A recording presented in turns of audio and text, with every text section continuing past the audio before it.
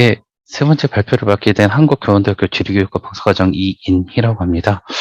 우리나라 산업단지 시대별 특성과 공간 분포에 대해서 발표하겠습니다. 목차는 연구개요, 시대별 특성과 공간 분포, 결론 이런 순으로 발표를 진행할 예정입니다. 연구 개요를 간단하게 설명드리겠습니다. 우리나라 이제 산업단지는 1960년대부터 시작이 됐는데, 60년대와 70년대 이제 국가산업단지가 위치한 곳은 거의 지역의 거점 도시로 발달한 곳이기도 합니다. 그리고 우리나라의 산업 구조도 제1차 산업 중심에서 2차 산업과 3차 산업으로 많은 변화를 시키고 있습니다. 그래서 시대별로 산업단지 발달 과정의 특성과 공간적 분포를 알아보고자 그 연구를 하게 되었고요. 본 연구 목적에서는 이제 산업 발달 과정 속에서 특성을 알아보고자 했는데 시대별 특성이 어떤 것이 있었는지에 대해서 산업 변화를 이해하고자 했고요. 그 다음에 지역적 분포에 대한 정책과의 관계성을 확인하고자 했습니다. 그래서 시간적 범위는 1960년대부터 2020년 현재까지이고 전국의 1238개 산업단지 대상으로 지정 시기를 기준으로 연구를 하게 되었습니다. 그럼 시대별 특성과 공간 분포에 대해서 알아보도록 하겠습니다. 예, 1960년대에는 이제 저희가 이제 전후 이제 낙후된 경제 여건을 이제 개선하고자 경제개발 계획을 수립하여 공업화를 시도한 시기입니다.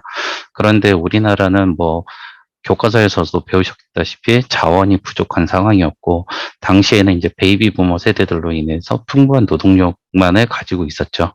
그래서 이런 상황을 이제 어려운 경제 여건을 타개하고자 노동력이 가장 집중될 수 있는 수출 중심의 경공업 육성 정책을 시행하게 됩니다.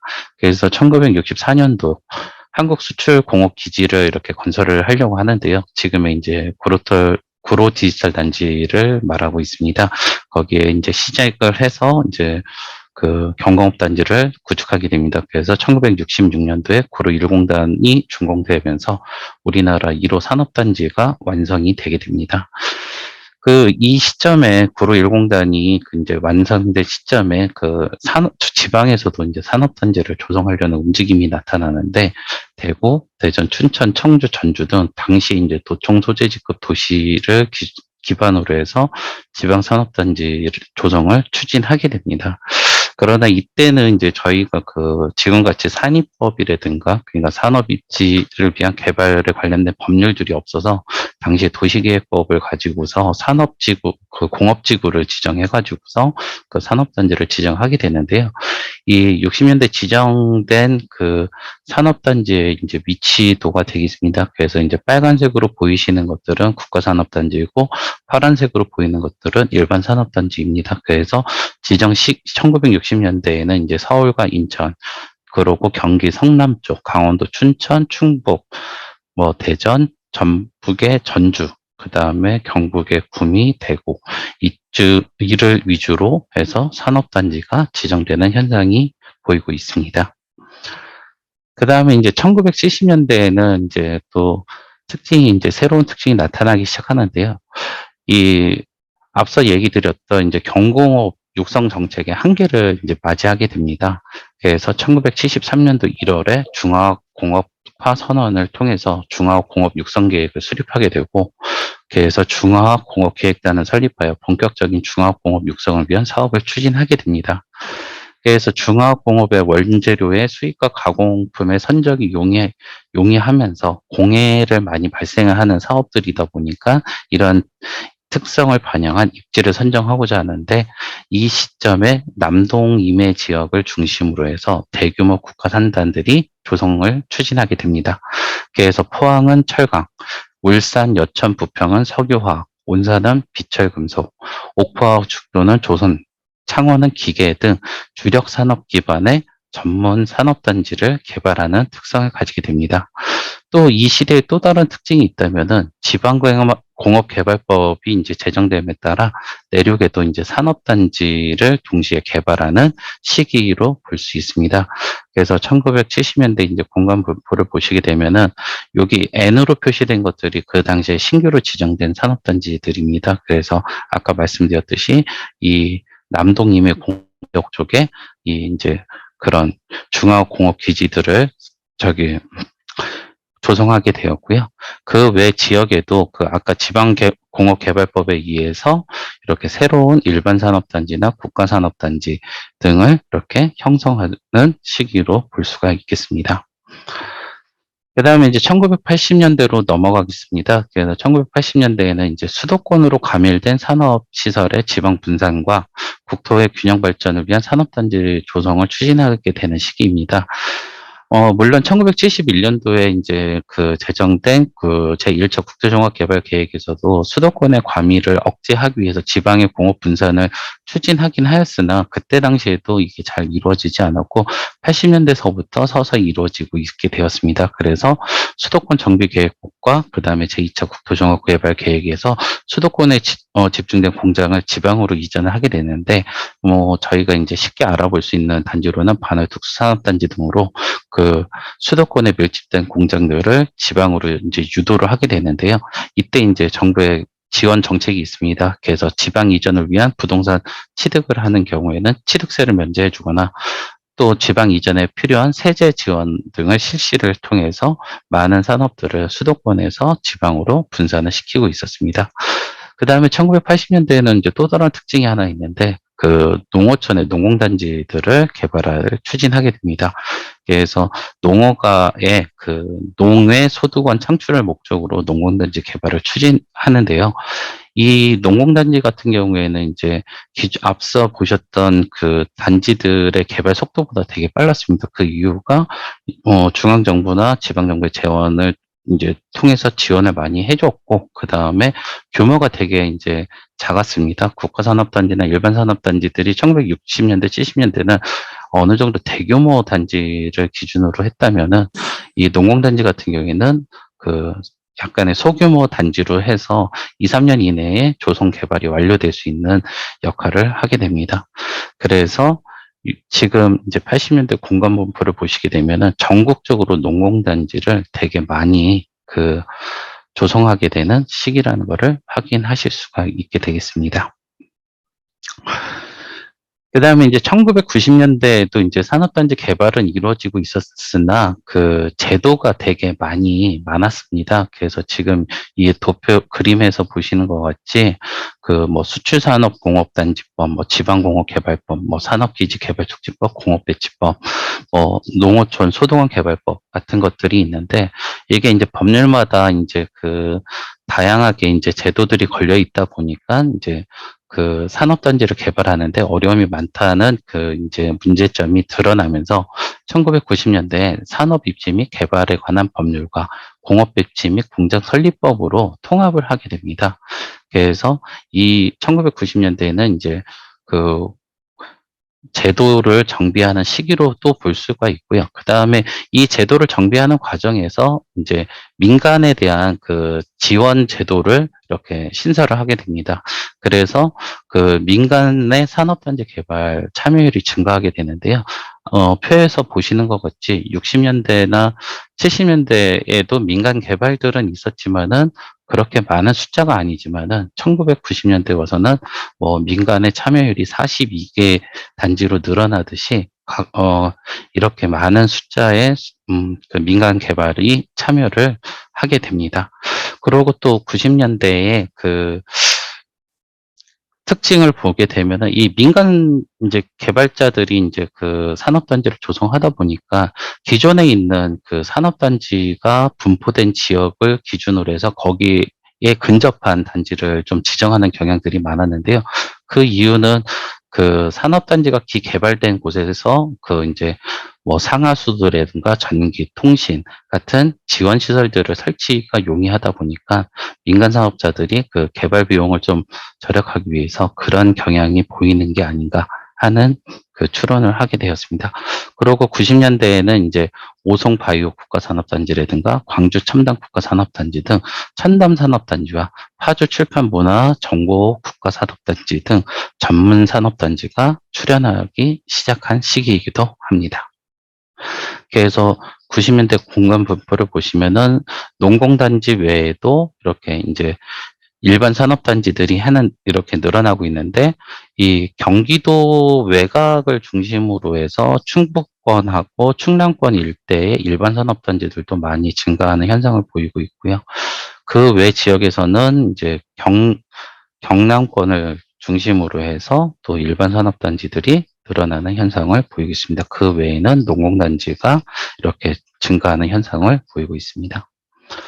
그 다음에 2000년대 이제 그 특성을 보겠습니다. 그래서 원래 1990년대 후반서부터 2000년대 초반까지는 산업단지 조성이 급격히 좀 감소를 하는 시기가 됩니다. 왜냐하면 외환위기로 인해서 그 투자 여력이 이제 감소하다 보니까 많이 이제 그 산업단지 개발에 뛰어들지는 않았습니다. 그런데 그 2008년도에 그 시행된 산업단지 인허가 절차 간소화 특례법이 지정되면서 그 아래 표처럼 보시면 아시겠지만은 갑자기 한 95개의 산업단지가 급속하게 증가하는 현상을 보게 됩니다. 이 법에 의해서 이제 산업단지를 이렇게 지정할 수 있는 요건을 되게 간소화시키다 보니까 전국 지자체나 민간 사업자들이 이 산업단지 지정에 열을 올리게 되고, 이 현상이 2000년대 중반까지 2015년 이전까지 계속 그 산업단지가 연 한 평균 90개 이상 정도 나오는 현상이 일어나고 있습니다. 그래서 이 2000년대에 이렇게 이제 지정이 되게 많이 늘어나는데, 일반 산업단지 기준으로 되게 많이 늘어나게 되고, 그러나 여기 이제 그림에 보시는 것처럼 아직도 그 경기도나 충남, 충북 아니면은 경상도 일대를 기준으로만 이렇게 이제 지정이 더 이렇게 그 밀집되는 현상들이 보이고 있습니다. 그래서 2000년대에 대해서도 계속적으로 그 경부 축을 중심으로 한 지정 개발이 증가하고 있다는 것을 확인할 수가 있습니다. 그다음에 거의 이제 발표 마지막인데요. 2010년대에서는 이제 그 산업단지들이 너무 이제 기지정된 산업단지들이 이제 노후화가 돼가고 있어서 그 한국산업단지관리공단의 그 산업단지 구조 고도화 사업들이 진행되고, 그다음에 그 노후 산업단지 재생 같은 것들을 사업을 추진하게 됩니다. 그 이유는 이제 낙후된 그 산업시설을 도시의 신성장 거점으로 그 전환하기 위한 사업이고요.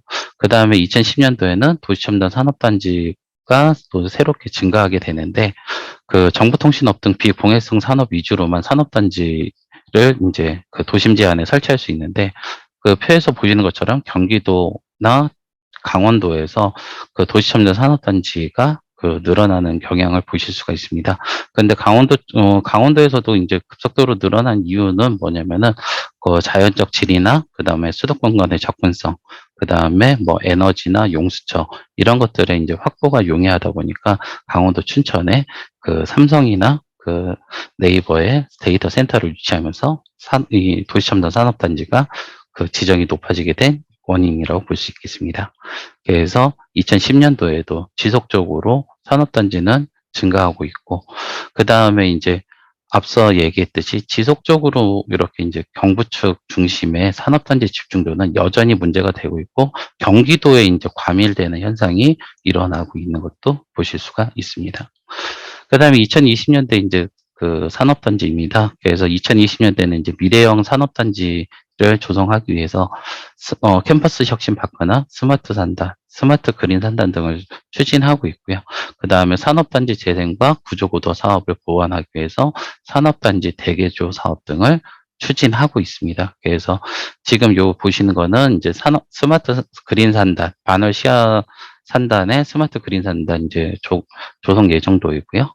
그 다음에 그 캠퍼스 혁신 파크입니다. 2020년도에 지정된 강원대학교, 한남대학교, 한양대학교 에리카의 조성 계획에 대해서 보실 수가 있습니다. 그리고 공간 분포로는 이렇게 이제 이 N으로 표시된 지역들이 아까 말씀드렸던 혁신 그 산업단지나 도시첨단 산업단지들이 증가한 현상들을 보실 수가 있습니다. 결론입니다. 그래서 우리나라 산업단지는 이제 정부의 계획에 따라서 조성되면서 계획에 따른 지역 분포 를 하게 되는데 그게 경부축 중심으로 산업단지가 분포가 지속되고 있고요.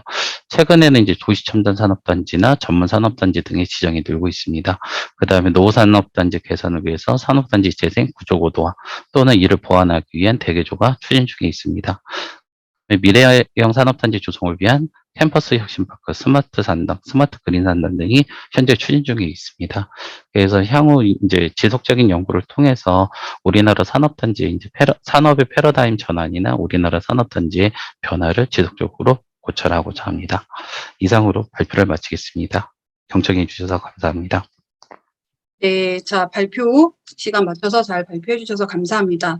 네, 우리나라 그 산업단지에 대한 그 시대별 특성과 공간 분포에 대해서 발표를 해 주신 것 같은데, 최근에도 이런 예전에 울산 같은 공업지대도 노후 산업단지 내에 최근에 환경과 관련된 그런 조성 사업들을 하고 있는 것 같고요. 또 구미도 산업단지 혁신지원센터 같은 것들 최근에 만들면서 지역의 산업 입지뿐만 아니라 환경 개선을 위한 노력들을 많이 하고 있는 것 같습니다. 네, 발표 잘 들었습니다.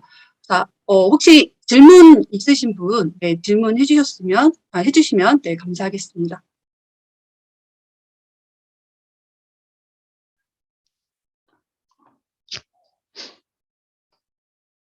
네, 질문 혹시 있으신가요? 네.